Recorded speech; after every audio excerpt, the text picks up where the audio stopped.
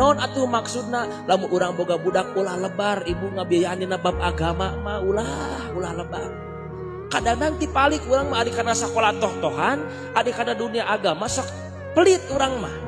Lain teu meunang kikituan dengan kade pahili insya Allah sok soro mangat budak urang seretkeun ka kiai nu jadi kaluarkeun ku ibu keur ngadidik urang kali bakal jadi saksi engke di poe kiamah. Urang enak bebelaan budak nepi ka SD, SMP, SMA beri toh-tohan budak butuh ieu gorojol, budak butuh motor dibere, buka butuh motor HP dibere, tapi budak dina bab agama boro-boro urang masuk mengambilikeun budak teh ece kade ece pahili ece.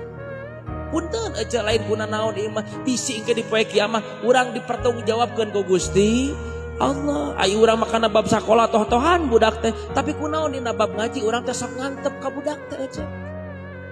Leres kitu. Kade ece urang teh kudu disalametkeun budak-budak urang teh insya Allah.